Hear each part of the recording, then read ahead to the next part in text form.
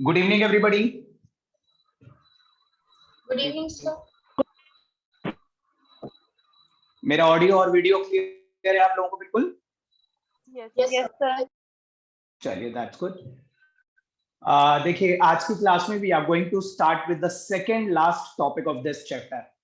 अगर आपको याद हो, on the day 1 of this chapter, पहली क्लास में मैंने आपको बताया था कि this whole chapter include 7 main topics. इस पूरे चैप्टर में 7 मेन टॉपिक्स हैं, जिसमें से हम 5 टॉपिक्स ऑलरेडी कवर कर चुके हैं। आई होप आपको याद होगा हमने 5 टॉपिक्स क्या क्या कवर करे हैं। सबसे पहली क्लास में मैंने आपको मूल कॉन्सेप्ट करवाया था, that was the first topic of this chapter. फिर मूल कॉन्सेप्ट पे बेस्ड हमने स्टोइकियोमेट्री सेकंड टॉपिक पढ़ा था। स्टोइकियोमेट्री भी मूल कॉन्सेप्ट की ही एक ब्रांच होती है। फिर हमने थर्ड टॉपिक जो पढ़ा था, that was the concept of limiting reagent. Limiting reagent पढ़ाया गया था आपको। फोर्थ टॉपिक आपको पढ़ाया गया था various methods of expressing concentration, जिसमें हमने molarity, molality, mass percentage, mole fraction, parts पर मिलियन जैसे मेथड्स पढ़े थे।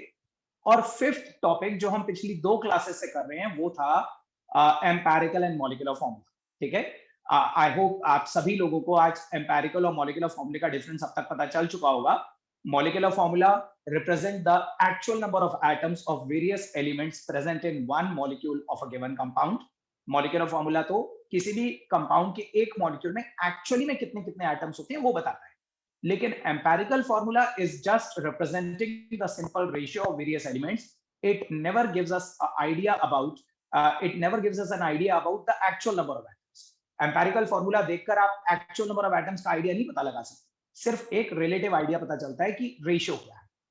तो अब पिछली 2 क्लासेस से हम ये टॉपिक कर रहे थे। सब लोग बताइए, एम्पेरिकल एंड मॉलिक्यूलर फॉर्मूला वाला टॉपिक आप लोगों को अच्छी तरह क्लियर है या कोई डाउट? सबसे पूछ रहा हूं, बताइए।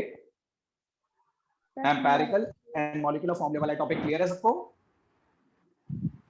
Yes sir. आपको याद है लास्ट क्लास में, बिल्कुल लास्ट में मैंने आपको एक बड़ा इंपॉर्टेंट न्यूमेरिकल करवाया था एम्पेरिकल एंड मॉलिक्यूलर फॉर्मूले पे बेस्ड, जिसमें आपको sodium, sulphur, hydrogen, oxygen, various elements they रखे थे। आपने उसका एम्पेरिकल और मॉलिक्यूलर फॉर्मूला निकाला था। लेकिन उसमें आपसे लास्ट में ये कहा गया था कि you have to represent the molecular formula in such a way that all the hydrogen atoms should be represented in terms of water of crystallization. उस मॉलिक्यूल में जितने भी हाइड्रोजन थे वो सारे के सारे आपको फ्री फॉर्म में नहीं दिखाने थे, बल्कि वाटर ऑफ क्रिस्टलाइजेशन की फॉर्म में दिखाने थे। तो वो वाला क्वेश्चन बहुत ही इंपॉर्टेंट क्वेश्चन है। इस टाइप के क्वेश्चन आपके कॉम्पिटिटिव एग्जाम्स में भी बहुत पूछे जाते हैं। तो सब लोगों से पूछ रहा हूं, क्या वो लास्ट वाला क्वेश्चन अच्छी तरह क्लियर था सब लोगों को, या किसी को कोई डाउट है उस क्वेश्चन के रेस्पेक्ट में? क्लियर था? आरुषि, आशना, अभिनव, अभिराज, सबको क्लियर था वो क्वेश्चन? Yes sir. उसमें आपने देखा था कि कुछ हाइड्रोजन एटम्स भी थे, कुछ ऑक्सीजन एटम्स भी थे। हमें सारे के सारे हाइड्रोजन को ऑक्सीजन के साथ कंबाइन करके वाटर ऑफ क्रिस्टलाइजेशन की फॉर्म में दिखाना। तो अल्टीमेटली मेरे ख्याल से उसका आंसर आया था Na2SO4.10H2। ठीक है, चलिए, so let's start with today's session. आज की क्लास में इस चैप्टर का हम सेकंड लास्ट टॉपिक कर रहे हैं और बहुत इजी टॉपिक है। आज की क्लास आपको पढ़ने में मजा आएगा क्योंकि न्यूमेरिकल्स बहुत कम करेंगे हम। हो सकता है आज की क्लास में हम कोई न्यूमेरिकल करें ही ना, आज हम सिर्फ थ्योरेटिकल कांसेप्ट देखेंगे। देखिए, हमारा इस चैप्टर का जो नेक्स्ट टॉपिक हम पढ़ने जा रहे हैं आज की क्लास में, that is laws of chemical combination. सब लोग पहले एक हेडिंग डालिए, laws of chemical combination. Laws of chemical combination.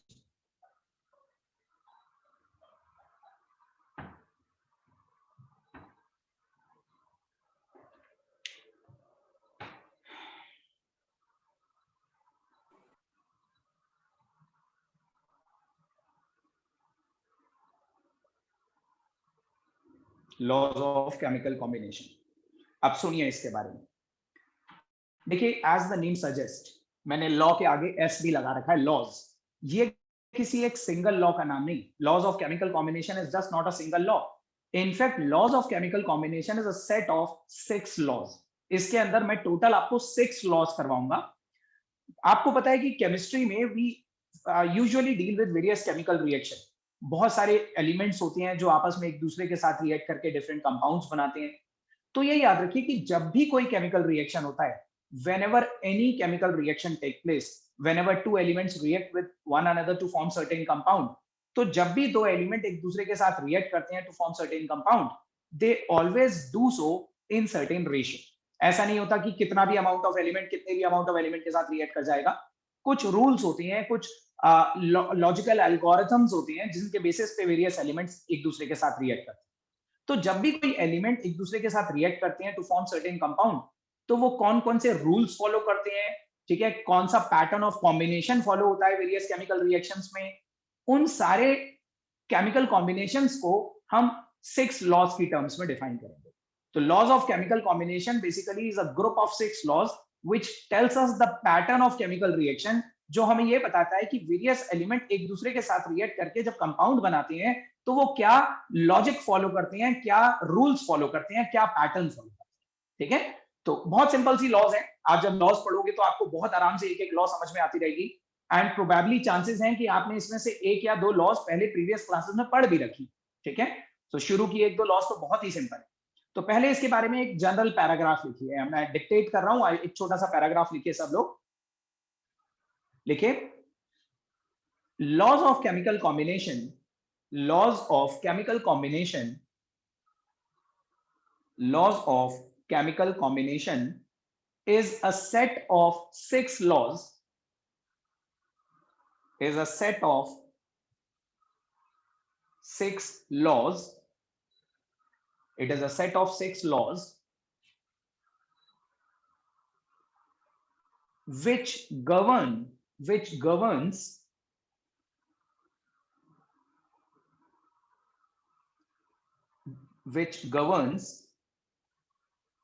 the pattern, which governs the pattern of any chemical combination, which governs the pattern of any chemical combination.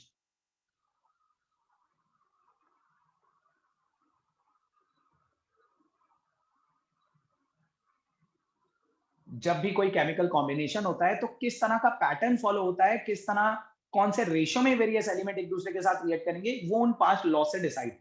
ठीक है, सो एक एक करके स्टार्ट करते हैं लॉस को। पहले मैं आपको 6 लॉस की एक लिस्ट लिखवा रहा हूं। 6 लॉज हैं, 6 के 6 नाम लिख लीजिए, फिर हम एक एक करके उन्हें डिस्कस करेंगे। तो सबसे पहली लॉ हेडिंग डालिए, इनफैक्ट 6 के 6 नाम एक बार एक के नीचे एक लिख लीजिए। First law is law of conservation of mass, law of conservation of mass. सुनी होगी आप लोगों ने ये law, this is a very simple law, law of conservation of mass. Yes. दूसरी लॉ लिखिए, law of definite proportions, law of definite proportions, law of definite proportions.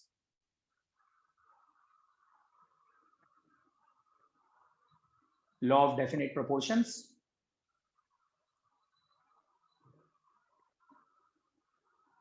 Third law लिखिए, law of multiple proportions, law of multiple proportions. ये सबसे important law है जो मैं तीसरी वाली बोल रहा हूं, law of multiple proportions is a very important law, law of multiple proportions. Fourth is law of reciprocal proportions, law of reciprocal proportions, law of reciprocal proportions.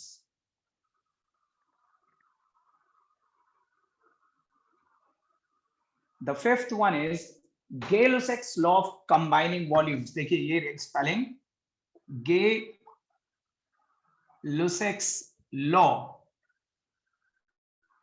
Gay-Lussac's law of combining volumes, पूरा नाम लिखेगा, Gay-Lussac's law of combining volumes, Gay-Lussac's law of combining volumes, Gay-Lussac's law of combining volumes. And the last one is Avogadro's law, Avogadro's law.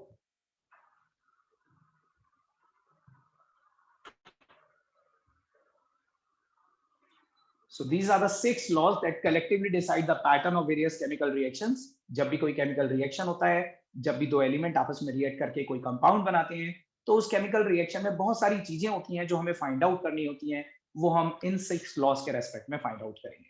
So let us start with the first law. पहली law heading डालिए, law of conservation of mass, abbreviated as LCM. इसे short में LCM भी बोलते हैं, law of conservation of mass.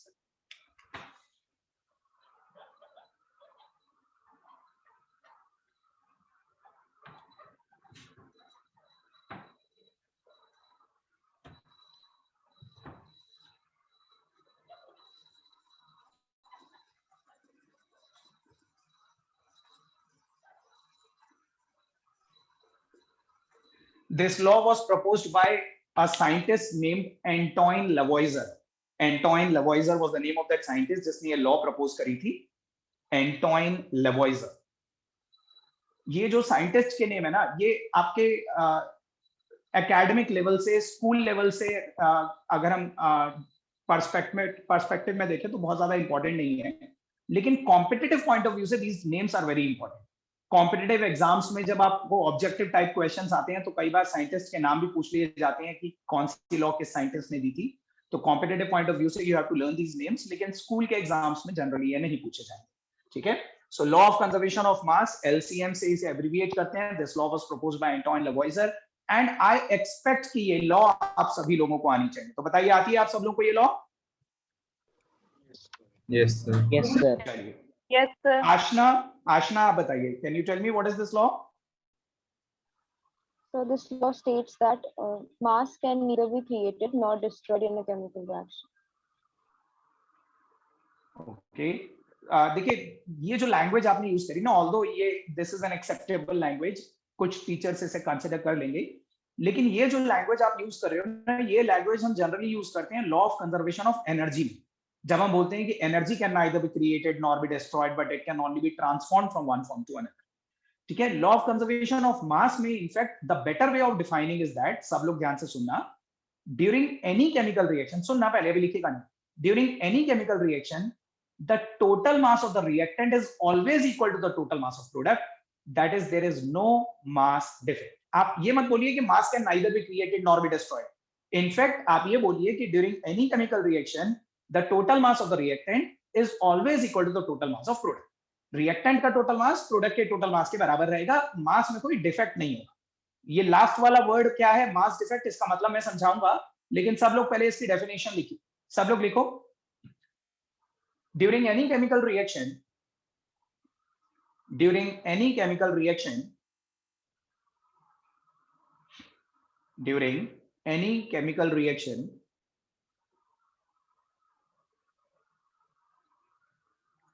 the total mass of the reactant, the total mass of the reactant, total mass of the reactant is always equal, is always equal, the total mass of the reactant is always equal to the total mass of the product, is always equal to the total mass of the product.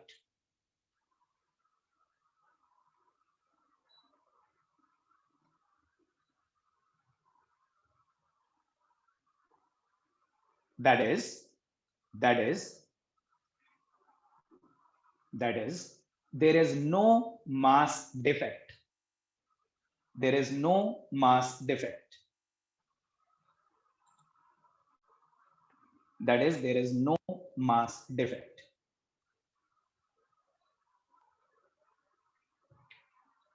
अब ये बताइए, आप सब लोगों को initial line तो समझ में आ गई होगी कि during any chemical reaction the total mass of the reactant is equal to the total mass of product. लेकिन ये लास्ट वाला वर्ड समझ में आया, that is there is no mass defect.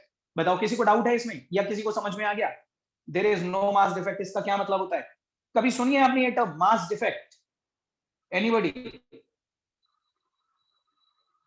नहीं, मास डिफेक्ट कभी नहीं सुना? अच्छा, चलिए मैं आपसे एक छोटा सा क्वेश्चन पूछता हूं.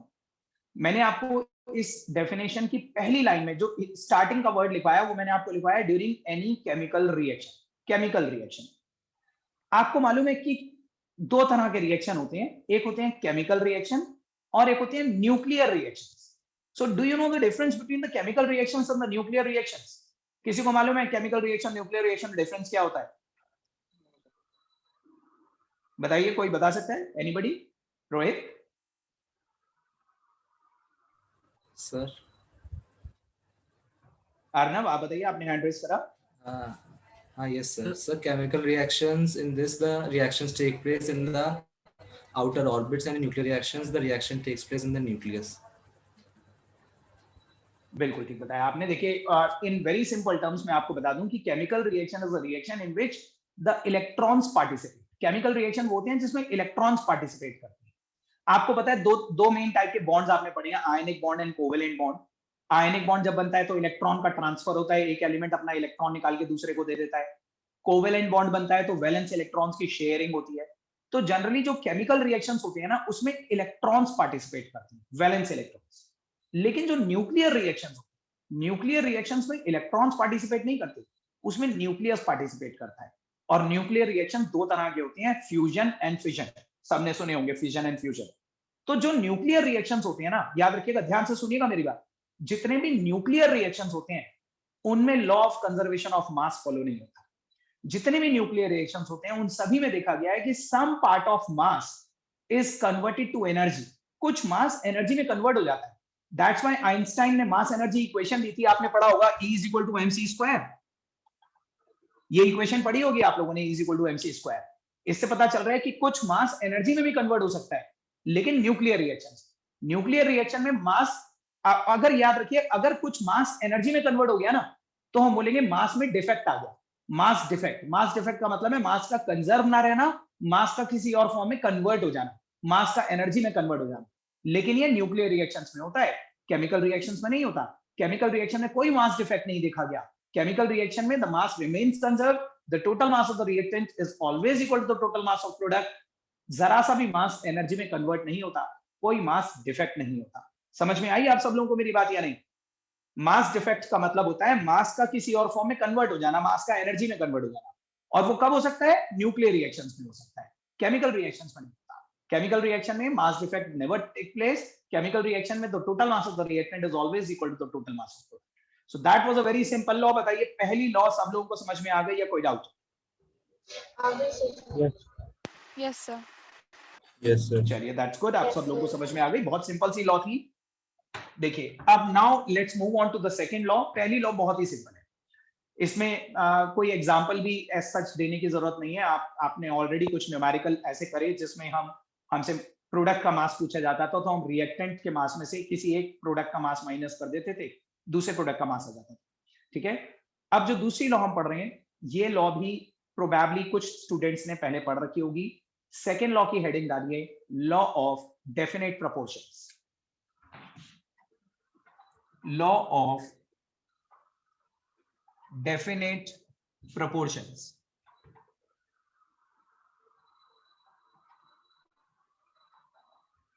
इस लॉ का ना एक और नाम होता है, प्रोबेबली चांसेस हैं कि कुछ बुक्स में, कुछ रिफ्रेशर्स में आपको ये लॉ दूसरे नाम से मिले. इस लॉ को हम ऐसे भी बोलते हैं, law of constant composition. Law of constant composition.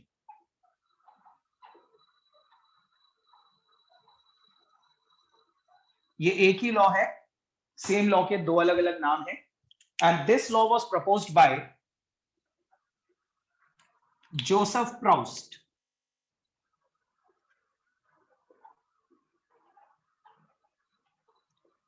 Joseph Proust was the name of that scientist जिसने ये लॉ प्रपोज करी थी, लॉ ऑफ डेफिनेट प्रोपोर्शन या लॉ ऑफ कांस्टेंट कंपोजिशन.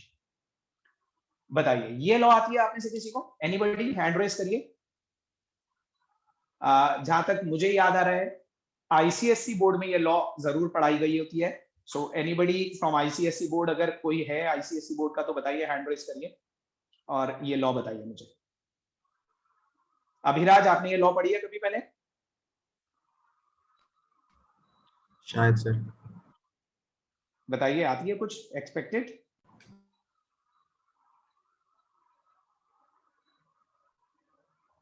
अखिला?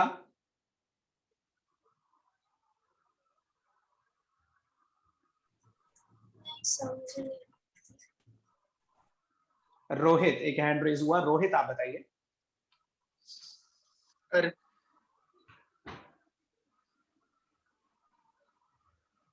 इसमें Rohit, sir I am waiting. हाँ बोलिए। reactant and product of the same element remains in the same ratio. Rohit, आपके audio में काफी डिस्टरबेंस आ रही है, मुझे क्लियरली समझ में नहीं आ रहा। मैं ही बता देता हूँ आपको, ध्यान से सुनिए। देखिए, पहले सुनिएगा ओरली, मैं लिखवाऊंगा बाद में, पहले आप समझिए एग्जांपल के through. This law clearly indicate, ये लॉ कहती है, the law of definite proportion says that any chemical compound is always made up of same elements combined together in a fixed proportion by mass.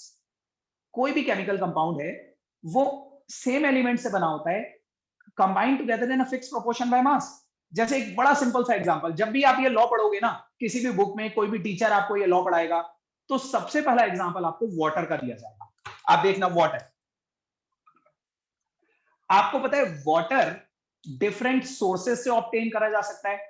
Water can be obtained from certain river, water can be obtained from certain sea, lake, pond, rain water, tap water, अलग अलग country से आप water ला सकते हो। तो हम ये कहना चाहते हैं कि वाटर को आप चाहे किसी भी सोर्स से ले लो, चाहे आप रेन का वाटर ले लो, या टैप का वाटर ले लो, या सी का वाटर ले लो, या लेक का वाटर ले लो, कहीं से भी वाटर लोगे वो हाइड्रोजन और ऑक्सीजन से ही तो बना होगा ना। ऐसा तो नहीं है कि लेक वाला वाटर हाइड्रोजन ऑक्सीजन से बना होगा और पॉन्ड वाला वाटर नाइट्रोजन से बना होगा। ठीक है, water irrespective of its origin, irrespective of its source, water is always made up of hydrogen and oxygen only. एक तो ये एलिमेंट कभी चेंज नहीं होंगे वाटर के अंदर, चाहे वाटर को आप किसी भी सोर्स से लिया, और दूसरा किसी भी सोर्स से लाया गया वाटर, उसमें हाइड्रोजन और ऑक्सीजन एक फिक्स्ड रेशियो बाय मास में कंबाइंड होते हैं। यहाँ पे H2 और O, hydrogen is to oxygen का बाय मास अगर आप रेशियो देखें, बाय मास जो इनका रेशियो है वो है 2:16। आप देखिए, 2 हाइड्रोजन 2 ग्राम और 1 ऑक्सीजन 16 ग्राम, यानी कि सिंपल रेशियो 1:8। तो irrespective of the source of the water from where the water sample has been collected, irrespective of that source, water हमेशा हाइड्रोजन और ऑक्सीजन से ही बना होता है, और उस वाटर के अंदर हाइड्रोजन और ऑक्सीजन हमेशा 1:8 के सिंपल रेशियो बाय मास में कंबाइंड होती है। अब जैसे ये वाटर के लिए बोल रहा हूं, वैसे किसी भी कंपाउंड के लिए बोल सकते हैं। कोई सा भी कंपाउंड ले लीजिए, वो कंपाउंड चाहे आप किसी भी सोर्स से ऑब्टेन कर लो, किसी भी कंट्री से ले आओ, ठीक है, आप देखेंगे वो कंपाउंड हमेशा फिक्स्ड एलिमेंट से ही बना होगा, और वो एलिमेंट एक फिक्स्ड रेशियो में कंबाइंड। मान लीजिए मैं कॉपर सल्फेट बोलता हूं, कॉपर सल्फेट CuSO4, तो कॉपर सल्फेट को हो सकता है आप अलग अलग सोर्सेज से ऑब्टेन कर लो, लेकिन किसी भी सोर्स से कॉपर सल्फेट ऑब्टेन करा जाए, उसमें कॉपर होगा, सल्फर होगा, ऑक्सीजन होगा, और कॉपर, सल्फर और ऑक्सीजन का एक फिक्स्ड रेशियो होगा। ठीक है, तो बताइए आपको ये लॉ समझ में आ रही है या नहीं आ रही? बताइए, सबको क्लियर है? Yes, sir. Yes, sir. Yes. चलिए, मैं डेफिनेशन लिखवा रहा हूं इसकी, लिखिए, एग्जांपल भी लिखेंगे और फिर बताइएगा दोबारा पढ़ के कि समझ में आई कि नहीं। लिखिए, any chemical compound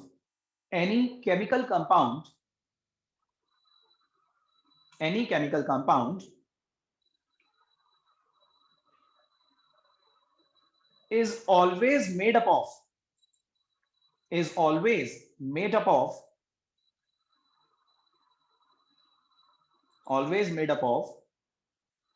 same elements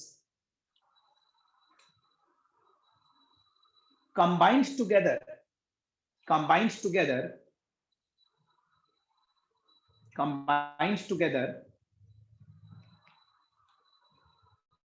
in a fixed proportion by mass, combined together in a fixed proportion by mass,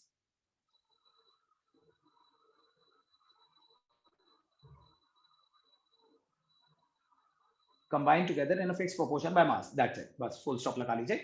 Combined together in a fixed proportion by mass. Sir आप एक बार डेफिनेशन रिपीट कर सकते हैं? हाँ, एक बार रिपीट कर रहा हूं मैं, दोबारा से सुन लीजिए सब लोग. Any chemical compound is always composed of same elements, combined together in a fixed proportion by mass. सबने लिखा, किसी का मिस तो नहीं हुआ? अभिराज हो गया? Yes, sir. देखिए अब इसका एग्जाम्पल भी लिख लीजिए. For example water can be obtained from different sources. Water can be obtained from different sources. Water can be obtained from different sources,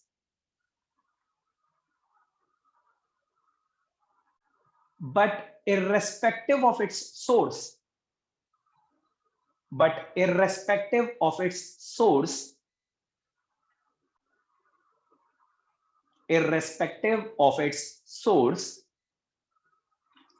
it is always made up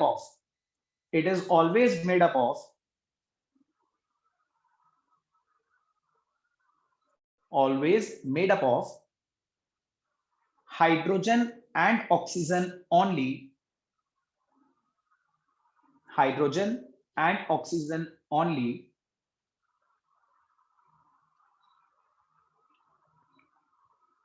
Combined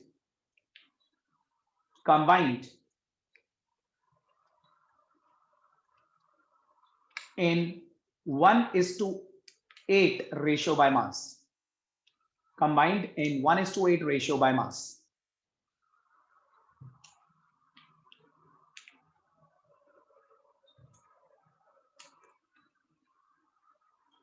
Combined in 1:8 ratio by mass. ऐसे लिख भी लीजिए. In H2O, H/O का जो ratio आता है वो 2:16, यानी कि सिंपल रेशियो 1:8 का होता है. ये दोनों लॉज बहुत सिंपल थी. These two laws were very simple. इनकी लैंग्वेज भी बहुत सिंपल थी. अब जो हम तीसरी लॉ कर रहे हैं, तीसरी लॉ बहुत इंपॉर्टेंट भी है. द मोस्ट इंपॉर्टेंट लॉ, आपके 11th क्लास में सबसे ज्यादा पूछी जाने वाली लॉ. अब जो तीसरी लॉ हम पढ़ेंगे, लॉ ऑफ मल्टीपल प्रोपोर्शन, वो है. ठीक है, उसकी पहले मैं आपको लैंग्वेज लिखूंगा. आप सब लोगों को डिक्टेट कर रहा हूं मैं, लैंग्वेज लिखिएगा और पढ़कर बताइएगा किसको समझ में आई वो.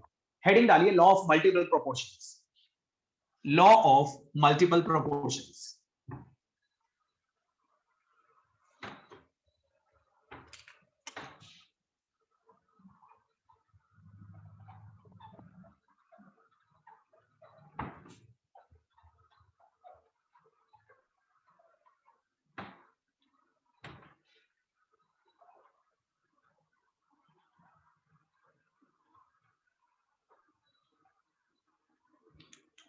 By John Dalton.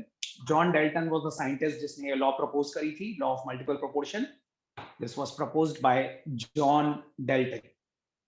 लिखिए, इसकी पहले डेफिनेशन लिखिए, पढ़कर बताइएगा, हैंड रेस करिएगा किस किस को वो डेफिनेशन थोड़ी सी भी समझ में आ. लिखिए, when two element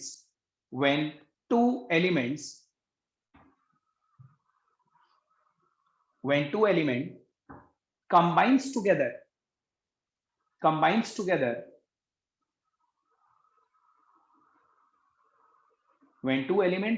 together to form two or more than two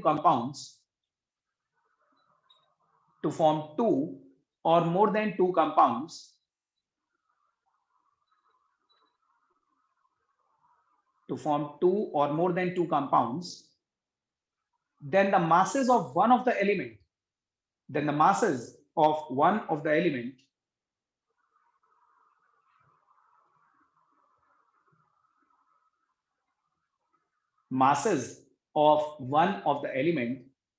which combines with a fixed mass of other,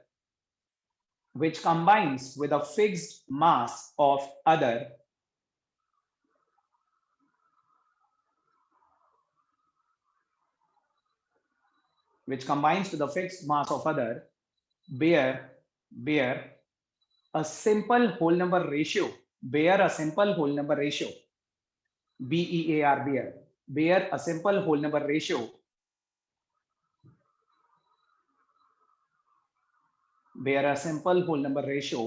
to one another, simple whole number ratio to one another.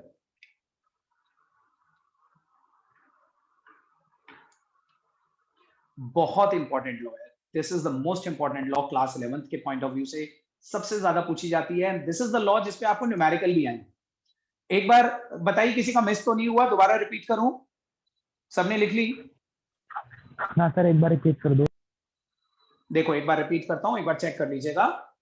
when two element combines together, when two element combines together to form two or more than two compounds, to form two or more than two compounds, then the masses of one of the element, then the masses of one of the element which combines with the fixed mass of other, which combines with the fixed mass of other, bear a simple whole number ratio to one another, bear a simple whole number ratio to one another.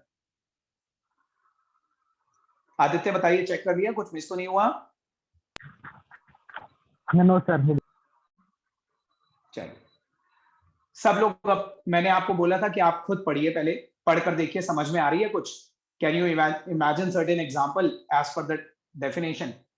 और जिसको लगता है ना कि थोड़ा बहुत समझ में आया है वो हैंड रेज करिए, या किसी ने पहले पढ़ रखी है प्रीवियस क्लासेस में ये लॉ ऑलरेडी आती है किसी को, तो भी हैंड रेज करिए।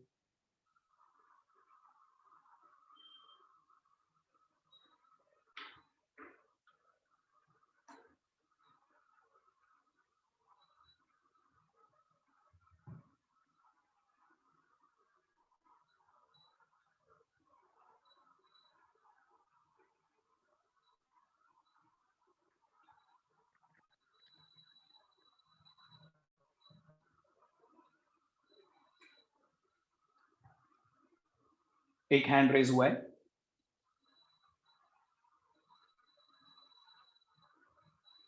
अरुणिमा, कुछ समझ में आया? सर थोड़ा बहुत है बट एग्जाम्पल नहीं आ रहा दिमाग में। चलो चलो कोई नहीं।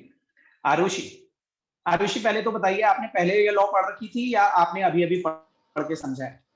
सर पढ़ा है। चलिए बताइए मुझे, कुछ समझा सकते हैं what is this law about? Yes, sir. Sir, when two elements form more than one, like they combine and form more than one or two compounds, like hydrogen and water, like hydrogen and oxygen form water, and hydrogen and oxygen forms hydrogen peroxide. And so the first element, hydrogen, has a fixed mass, and the second element, oxygen, it will be uska mass jo hoga, that will be in fixed ratio of whole numbers. Exactly, बिल्कुल ठीक, बिल्कुल ठीक है। मैं आपको और clearly बता देता हूँ, वैसे आपने बिल्कुल सही बताया, लेकिन बाकी सब लोग समझिए, बहुत सिंपल सा लॉ है। जब मैं आपको एग्जांपल दूंगा ना, और इसके मैं बहुत सारे एग्जांपल दूंगा, because this is the most important law, ये बहुत पूछी जाती है एग्जाम, तो बहुत सारे एग्जांपल दूंगा मैं आपको इसके। देखिए पहले तो यही वाला एग्जांपल देता हूं जो आरुषि आपने दिया। आप कोई ऐसे दो एलिमेंट अपने माइंड में इमेजिन कीजिए, इमेजिन एनी टू एलिमेंट्स जो आपस में कंबाइन होके कम से कम दो या दो से ज्यादा कंपाउंड बनाए, ठीक है? जैसे हाइड्रोजन और ऑक्सीजन, हाइड्रोजन एंड ऑक्सीजन, आप सब लोगों को मालूम है कि these two element combines together to form water. पहला कंपाउंड तो ये वाटर बनाते हैं, और दूसरा यही दोनों आपस में कंबाइन होके H2O2 भी बनाते हैं। सब लोगों ने H2O2 भी सुना है ना, हाइड्रोजन पेरोक्साइड? Yes sir. तो हाइड्रोजन और ऑक्सीजन दो ऐसे एलिमेंट हैं जो आपस में कंबाइन होकर दो या दो से ज्यादा कंपाउंड बना सकती हैं। अब इन दोनों कंपाउंड्स में, ध्यान, बोर्ड पे देखो, सब लोग बोर्ड पे देखिए, नोट बाद में करिएगा, एवरीबॉडी प्लीज बोर्ड पे देखिए। इन दोनों कंपाउंड्स में हाइड्रोजन इज टू ऑक्सीजन का बाय मास रेशियो क्या है? बाय मास हाइड्रोजन यहाँ पे कितना ग्राम है बताइए? 2 ग्राम। 2 ग्राम, और ऑक्सीजन 16 ग्राम। इसमें बताइए दोनों का रेशियो क्या है? 2:32। 2:32। तो आप सबसे पहले तो ये देखिए, इन दोनों ही कंपाउंड्स में हाइड्रोजन का मास फिक्स्ड है कि नहीं? ऊपर भी हाइड्रोजन का मास 2 ग्राम है, नीचे वाले कंपाउंड में भी हाइड्रोजन का मास 2 ग्राम है। तो अगर किसी एक एलिमेंट का मास एक कॉमन वैल्यू पे फिक्स कर दिया जाए, जैसे यहाँ पे हाइड्रोजन को भी हमने फिक्स कर दिया और इस वाले हाइड्रोजन को भी हमने 2 पे फिक्स कर दिया, तो ऐसे में जब एक एलिमेंट का मास एक कॉमन वैल्यू पे फिक्स कर दिया जाता है, तो ऐसे में जो दूसरे एलिमेंट के मासेस है ना, वो आपस में सिंपल रेशियो एग्जिबिट करते हैं। आप देखिए, ratio of oxygen masses is 16:32। यहां से 16 लिया, यहां से 32 लिया, और ये रेशियो 1:2 का आ रहा है, सिंपल रेशियो। एक बार फिर से देखिए, कोई से भी ऐसे दो एलिमेंट कंसिडर करिए जो आपस में कंबाइन होके कम से कम दो कंपाउंड्स बनाते हो। उन दोनों ही कंपाउंड में किसी एक एलिमेंट का मास एक कॉमन वैल्यू पे फिक्स कर दीजिए, ठीक है? जो मास इस कंपाउंड में होगा वही मास इसमें भी होना चाहिए। तो हाइड्रोजन का मास हमने दोनों में कॉमन वैल्यू पे फिक्स कर दिया 2, और जब एक एलिमेंट का मास एक कॉमन वैल्यू पे फिक्स कर दिया जाता है, तो ऐसे में दूसरे एलिमेंट के मासेस आपस में एक दूसरे के साथ सिंपल रेशियो बेयर अप करते हैं। ठीक है, समझ में आ रहा है थोड़ा बहुत या नहीं? एक बार डेफिनेशन अप्लाई करते हैं, बोर्ड पे देखते रहना, मैं डेफिनेशन बता रहा हूं आपको। When two elements combines together to form two or more than two compound, then the masses of one of the element, ये लाइन ऑक्सीजन के लिए अप्लाई हो रही है, then the masses of one of the element which combine with a fixed mass of other, bear a simple ratio to one another. समझ में आ रही है ये लो या नहीं? Yes, sir. Yes, sir. मैं और भी बहुत सारे एग्जांपल देने वाला हूँ। पहले तो आप ये वाला एग्जांपल नोट करिए, ठीक है? ये इसी तरह से नोट करिए, H2O में और H2O2 में दोनों में हमने हाइड्रोजन को 2 ग्राम पे फिक्स कर रखा है, और जब हाइड्रोजन एक कॉमन वैल्यू पे फिक्स है, तो ऐसे में ऑक्सीजन के जो मासेस है, रेशियो ऑफ ऑक्सीजन मासेस, वो 16:32 यानी कि 1:2 का सिंपल रेशियो एग्जिबिट करता है। पहले ये वाला एग्जांपल नोट करो, फिर ऐसा ही एक और सिंपल एग्जांपल दूंगा, और तीसरा एग्जांपल जो मैं आपको दूंगा, that is the best example to convey this law. 3 example दूंगा मैं आपको।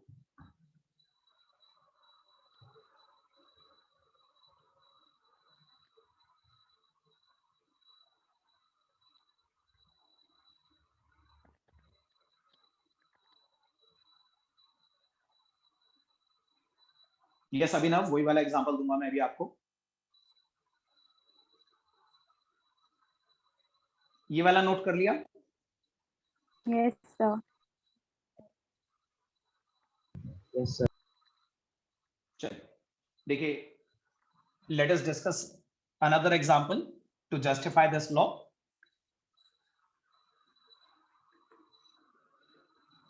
देखो बोर्ड पे देखो, कार्बन और ऑक्सीजन, कार्बन एंड ऑक्सीजन दो ऐसे एलिमेंट हैं जो आपस में कंबाइन होके कार्बन मोनोऑक्साइड भी बनाते हैं और कार्बन डाइऑक्साइड भी बनाते हैं। ठीक है, these two elements combines to form two compounds, carbon monoxide as well as carbon dioxide। अब इस कार्बन मोनोऑक्साइड में कार्बन ऑक्सीजन का बाय मास रेशियो क्या है?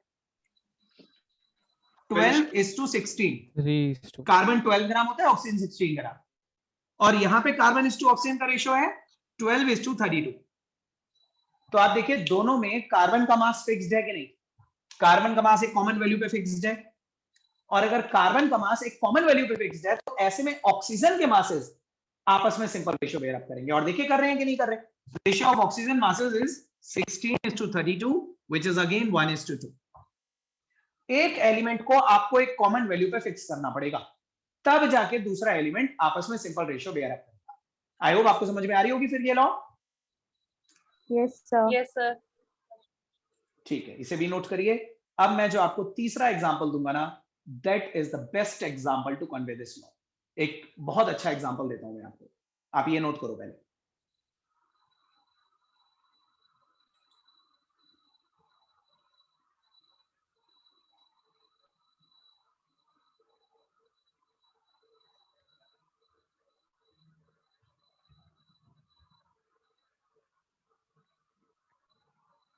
नोट करा?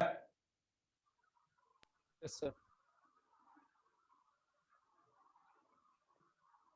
चलिए, let us discuss the third example to explain this, to justify this law.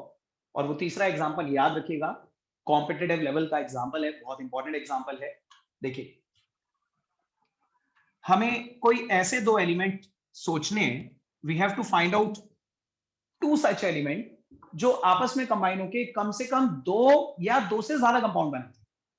देखो, nitrogen and oxygen, अगर आप लोगों ने कभी प्रीवियस क्लासेस में पढ़ा हो, तो nitrogen and oxygen are known to form 5 different oxides. Nitrogen और ऑक्सीजन आपस में कंबाइन होकर 5 डिफरेंट ऑक्साइड्स बनाते हैं एक दूसरे के साथ। देखिए वो कौन कौन सी होती हैं। नाइट्रोजन और oxygen combines to form NO, N2O, NO2, N2O3 and N2O5। पहले तो बताइए, पढ़िए आप लोगों ने 5 ऑक्साइड्स। देखिए the first one is nitric oxide, सुना होगा नाम nitric oxide. The second one is nitrous oxide. Nitrous oxide is also known as the laughing gas, probably शायद सुना हो आपने लाफिंग गैस, ठीक है। The third one is very common, nitrogen dioxide, ये तो आप बहुत सुनते हो, nitrogen dioxide. Second, the fourth one, जैसा इसका फॉर्मूला है वैसा ही इसका नाम है, dinitrogen trioxide, and this is dinitrogen pentoxide, ठीक है। तो नाइट्रोजन और ऑक्सीजन आपस में कंबाइन होकर 5 ऑक्साइड्स बनाते हैं। अब इस साथ में नोट मत करना, देखो प्लीज नोट बिल्कुल मत करिएगा, सिर्फ बोर्ड पे देखो, देखो ध्यान से।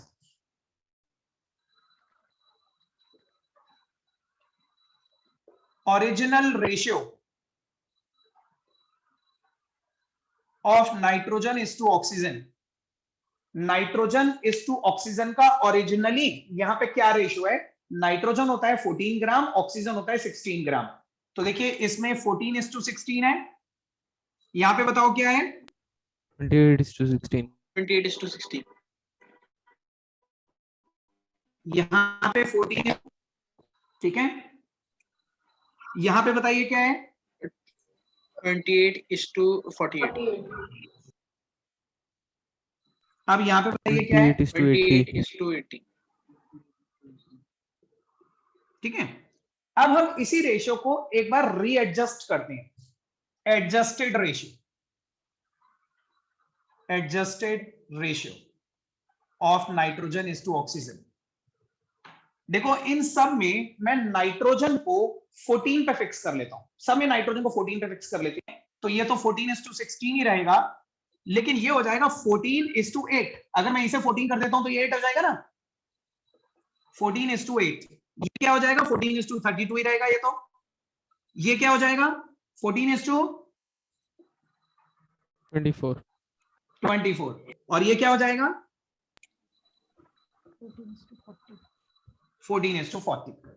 अब आप देखिए मैंने इन सभी में नाइट्रोजन को एक कॉमन वैल्यू पे फिक्स कर लिया। तो जब आप एक एलिमेंट को एक कॉमन वैल्यू पे फिक्स कर लेते हो, तब दूसरे एलिमेंट के मासेस आपस में सिंपल रेशियो बेयर अप करते हैं। देखिएगा, ध्यान से देखना, पहले रेशियो ऑफ ऑक्सीजन मासेस, ये क्या आएगा, ये आ रहा है 16:8:32:24:40। इसे थोड़ा सा आगे पीछे रीअरेंज करते हैं। आप देखिए ये सारे नंबर 8 से डिविजिबल हैं, Yes, sir. है ना। तो सबको 8 से डिवाइड करते हैं, 2:1:4:3:5, और इसे एक असेंडिंग ऑर्डर में रीअरेंज कर देते हैं, तो 1:2:3:4:5। तो this is the simple ratio of oxygen masses, ठीक है। आप रेशियो को आगे पीछे कर सकते हैं, मान लीजिए मैं ये वाली ऑक्साइड ऊपर लिख देता, ये नीचे लिख देता, तो हम रेशियो को 1:2:3:4:5 के फॉर्म में रीअरेंज कर सकते हैं। तो हम यही कह रहे हैं कि जब भी दो एलिमेंट आपस में कंबाइन होकर 2 या 2 से ज्यादा कंपाउंड बनाएंगे, और उन सभी कंपाउंड में आप किसी एक एलिमेंट के मास को एक कॉमन वैल्यू पे फिक्स कर दीजिए, तो जब आप एक एलिमेंट को एक कॉमन वैल्यू पे फिक्स कर देते हैं, तब दूसरा एलिमेंट आपस में सिंपल रेशियो बेयर करता है।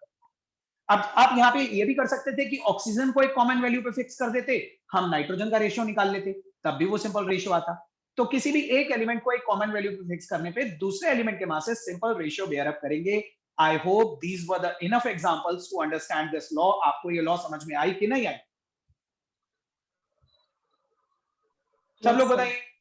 Yes, sir. तो जल्दी से इस एग्जांपल को नोट Yes, करिए, sir. ये वाला एग्जांपल नोट कर लीजिए।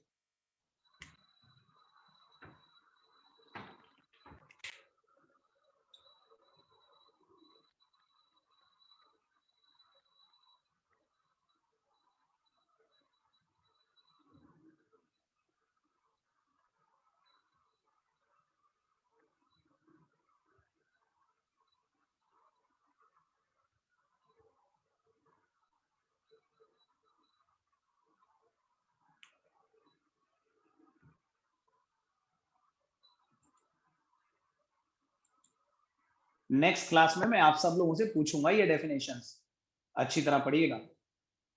जिज्ञासा, स्वास्तिका, उत्कर्ष, नमन, शंकर, साहिल, आप लोगों को समझ में आ रहा है? Yes, sir. Yes, sir. आ रहा है. आपसे इसलिए पूछ रहा हूं क्योंकि आप लोगों के कैमरेज ऑफ हैं। परिणीत, आपको समझ में आ रहा है? Yes, sir. Okay.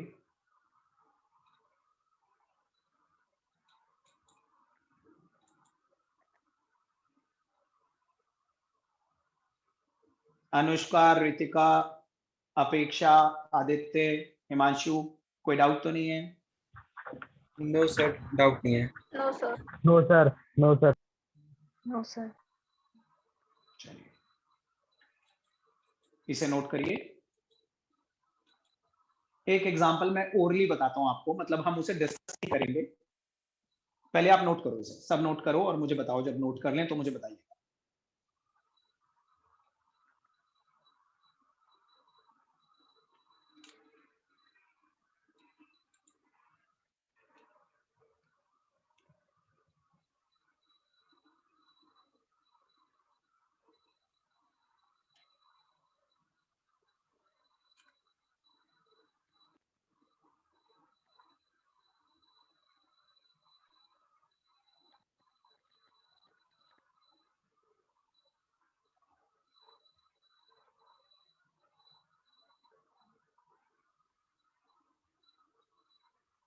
मैं आपका वेट कर रहा हूं, जब आप नोट कर लें तो मुझे बता दीजिएगा। Sir, कर लिया. Okay, Sir, done. Sir, done. sir.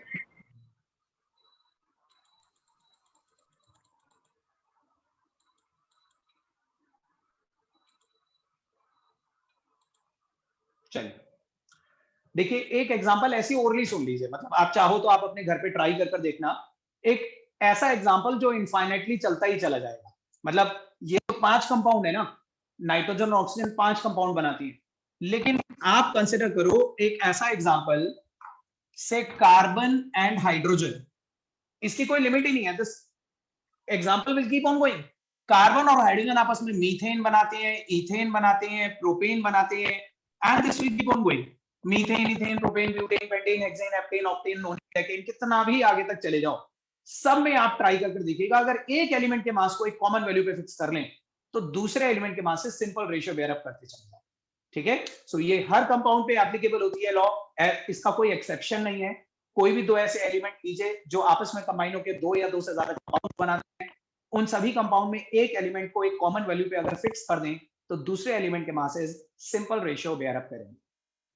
मैं फिर पूछ रहा हूं, पक्का कोई डाउट नहीं है? नेक्स्ट लॉ पे मूव ऑन करें। Yes, sir. चलिए, पहले हम सारी लॉस पढ़ लें, उसके बाद मैं आपको बताऊंगा कि इन लॉस पे बेस्ड न्यूमेरिकल्स किस तरह के आते हैं। लॉ ऑफ मल्टीपल प्रोपोर्शन पे न्यूमेरिकल्स भी हम परफॉर्म करेंगे, लेकिन पहले आगे की लॉस पढ़ते हैं। देखिए, कुछ टॉपिक्स ऐसे हैं, देयर आर सर्टेन टॉपिक्स जो कॉम्पिटिटिव पॉइंट ऑफ व्यू से बहुत इंपॉर्टेंट है और आपके एनसीईआरटी में इंक्लूडेड नहीं। कुछ टॉपिक्स ऐसे भी आएंगे जो आपके एकेडमिक सिलेबस में नहीं है, आपको 11th 12th में नहीं आएंगे, बोर्ड एग्जाम्स में नहीं आएंगे, लेकिन कॉम्पिटिटिव पॉइंट ऑफ व्यू से बहुत इंपॉर्टेंट है। वो भी मैं टॉपिक्स आपको साथ साथ में करवाऊंगा। तो मैं जो अगली लॉ आपको करवाने वाला हूं ना, law of reciprocal proportion, that is only for the competitive purpose. वो आपसे स्कूल में नहीं पूछी जाएगी, वो आपको एनसीईआरटी में मिलेगी भी नहीं। एनसीईआरटी में ये लॉ नहीं दे रखी, फोर्थ लॉ जो मैंने आपको हेडिंग डलवाई है। फोर्थ लॉ हम सिर्फ कॉम्पिटिटिव पॉइंट ऑफ व्यू से पढ़ रहे हैं। मैं कुछ बहुत इंपॉर्टेंट कॉम्पिटिटिव टॉपिक्स जो बहुत रेलेवेंट हैं वो मैं आपको साथ साथ में करवाता रहूंगा। तो the next law is law of reciprocal proportions.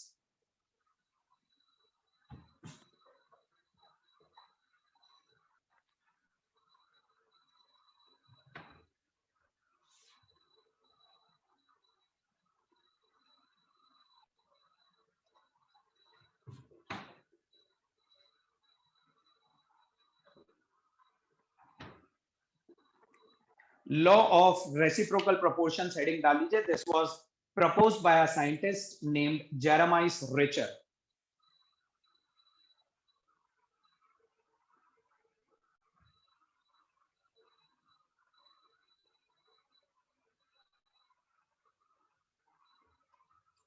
Heading डाली सबने?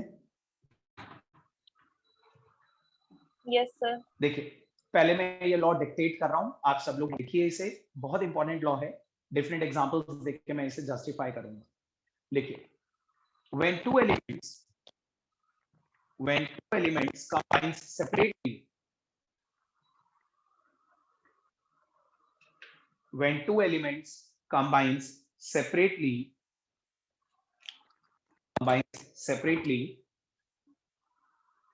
with a fixed mass of third element, with a fixed mass of third element, with a fixed mass of third element,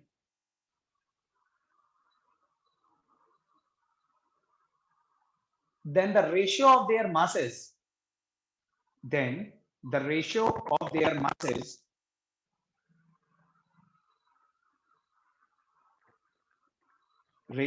masses in which they combines with the third element, in which they combines with the third element,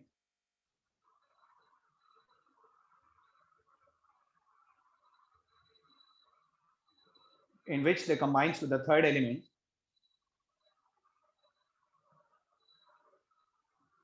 is either same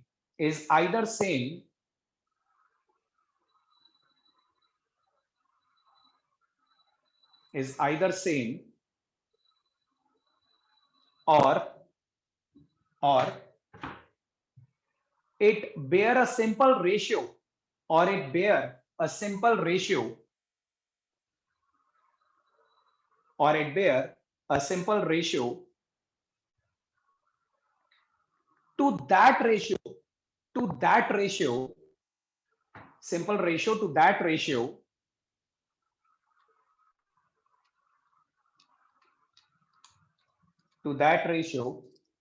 in which the two elements combines with one another, in which the two elements combines with each other, in which the two element combines with each other, two elements combines with each other.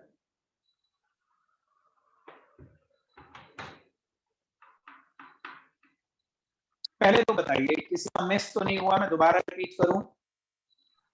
Yes, sir. एक बार मैं दोबारा repeat करता हूं, सब लोग check करिए। When two elements combines separately with a fixed mass of third element, two element combines separately with a fixed mass of third element, then the ratio of their masses in which they combine with the third element, then the ratio of their masses in which they combine with the third element, the ratio of their masses in which they combines with the third element is either same, or it bear a simple ratio, to that ratio in which the two elements combines with each other, in which the two element combines with each other.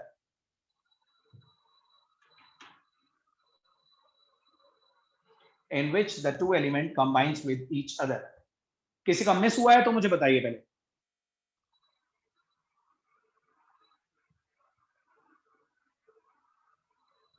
बोलो, दोबारा बोलो, या हो गया, सबने लिख लिया?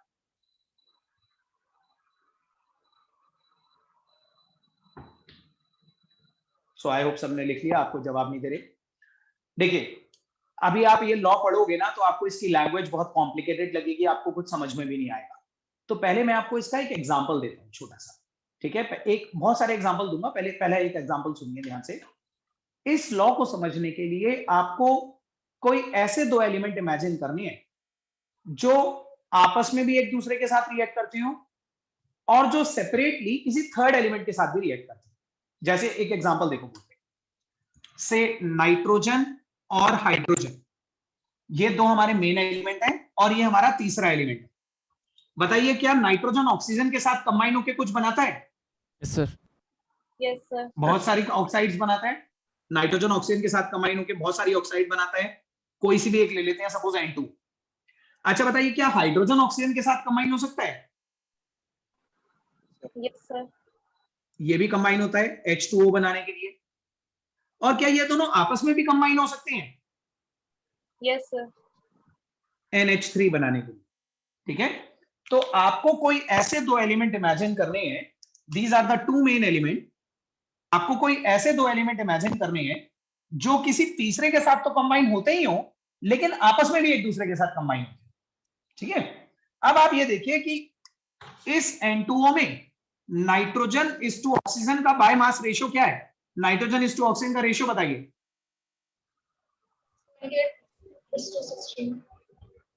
28:16, यानी कि 14:8। इस H2O में हाइड्रोजन इस टू ऑक्सीजन का रेशियो क्या है? 2:16. 2:16। अभी कोई इसे 16 के फॉर्मेट में ही रहने देते हैं। यहां पे भी ऑक्सीजन 16 है, यहां पे भी ऑक्सीजन 16 है, तो एक कॉमन वैल्यू पे रहने देते हैं। और नाइट्रोजन इस टू हाइड्रोजन का यहां पे रेशियो क्या है? 14:3. 14:3। ठीक है, आप ध्यान से देखिए, एक सेकेंड रुकिए।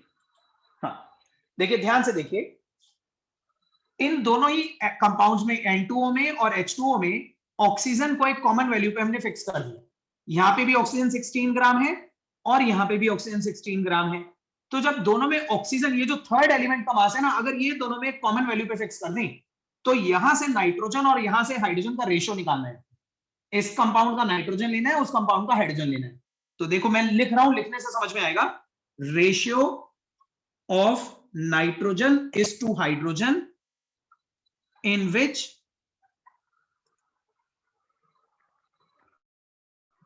which they combine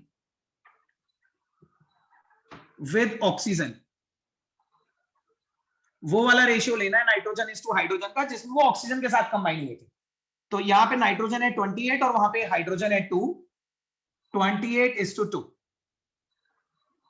28:2 यानी कि 14:1। एक तो ये रेशियो लेना है, एक तो नाइट्रोजन और हाइड्रोजन का वो वाला रेशियो लेना है जिसमें वो तीसरे एलिमेंट के साथ कंबाइन हो, और एक नाइट्रोजन और हाइड्रोजन का वो रेशियो लेना है जिसमें वो आपस में एक दूसरे के साथ कंबाइन हो रही है।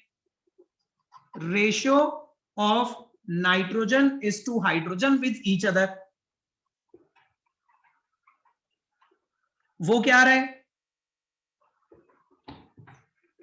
14:3। ठीक है, आप समझो, पहले तो ये समझो कि नाइट्रोजन और हाइड्रोजन के हमें दो बार रेशियो लेने हैं। एक तो नाइट्रोजन और हाइड्रोजन का आपस में एक दूसरे के साथ वाला रेशियो लेना है, और एक नाइट्रोजन और हाइड्रोजन का वो रेशियो लेना है जिसमें वो fixed mass of third element के साथ कंबाइन हो रहे हैं। और फिर इन दोनों रेशियो को कंपेयर करना है। ये दोनों रेशियो या तो सेम आ रहे होंगे, और अगर सेम नहीं आ रहे होंगे तो इन दोनों रेशियो का भी एक दूसरे के साथ रेशियो निकालिए। देखिए यहां सेम तो नहीं आ रहे, ये आ रहा है 14:1 और ये आ रहा है 14:3। तो इन दोनों का आपस में रेशियो निकालो जरा। इन दोनों का आपस में रेशियो निकालोगे तो वो सिंपल होल नंबर रेशियो आ रहा होगा। देखो मैं यहां पे कर देता हूं, 14:1 14:3। ये वो वाला रेशियो है 14:1 और ये वाला रेशियो है 14:3। तो ये सिंपल रेशियो क्या आ जाएगा बताइए? अगर हम इसको सिंप्लीफाई करेंगे तो क्या आएगा? ये 3:1 और 3:1 एक सिंपल रेशियो है कि नहीं? तो ठीक है, तो हम यही बोल रहे हैं, एक बार फिर से सुनो, लैंग्वेज पे ध्यान दो। When two elements combine separately with a fixed mass of third element, जब कोई भी दो एलिमेंट किसी तीसरे एलिमेंट के फिक्स्ड मास से कंबाइन होते हैं, तो इन दो एलिमेंट के वो मासेस जिसमें वो तीसरे के साथ कंबाइन हुए हैं, और इन दोनों एलिमेंट के वो मासेस जिसमें वो एक दूसरे के साथ कंबाइन हुए हैं, वो दोनों रेशियो या तो सेम आ जाते हैं या एक दूसरे के साथ simple whole number ratio bear up करते हैं। अगर आपको नहीं समझ में आ रहा है तो कोई बात नहीं, मैं अभी आपको और बहुत सारे एग्जांपल दूंगा, लेकिन आप ये वाला एग्जांपल नोट कर लो पहले। सब लोग नोट करो, और नेक्स्ट क्लास में मैं इसके और भी एग्जांपल्स दूंगा। जो लोग इसे नोट करते जाएं वो लॉग आउट कर सकते हैं, उनका और दूसरा बैच हो सकता है।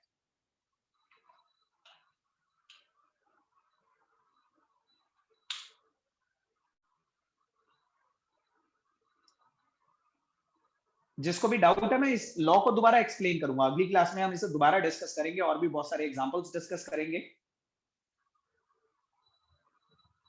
और ये लॉ आपको स्कूल लेवल पे नहीं पूछी जाएगी, ये सिर्फ कॉम्पिटिटिव पॉइंट ऑफ व्यू से मैंने आपको बताई।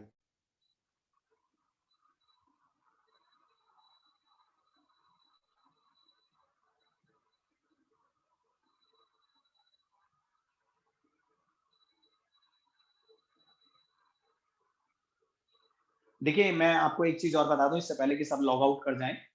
मैंने आप लोगों को आज एक मैसेज करा था कि मुझे इस बैच को 2 पार्ट्स में स्प्लिट करना है, और मेरे को सिर्फ 2 ही बच्चों का कंफर्मेशन मिला कि 2 ही बच्चे चाह रहे हैं कि उन्हें दूसरे बैच में शिफ्ट कर दिया जाए।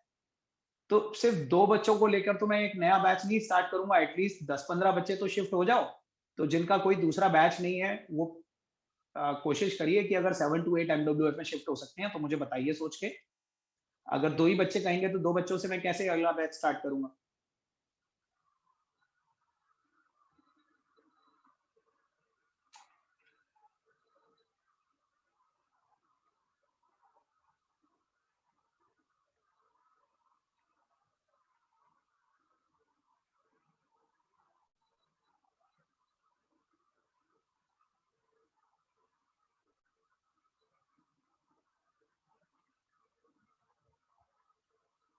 जो लोग नोट कर लें वो लॉग आउट कर सकते हैं, हम नेक्स्ट क्लास में इस लॉ को दोबारा डिस्कस करेंगे।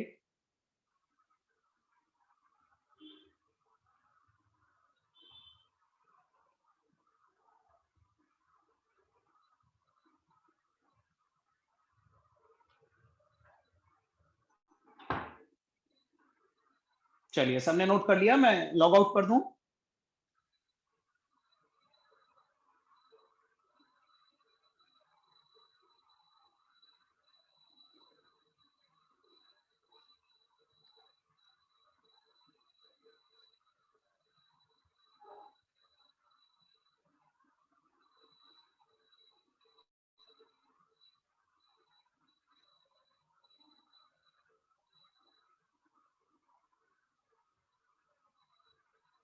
आशना, अभिनव, आदित्य, रुद्रांश, सौम्य, श्रीजन, सबने नोट कर लिया? Yes. Okay, good evening everybody. Good evening, sir.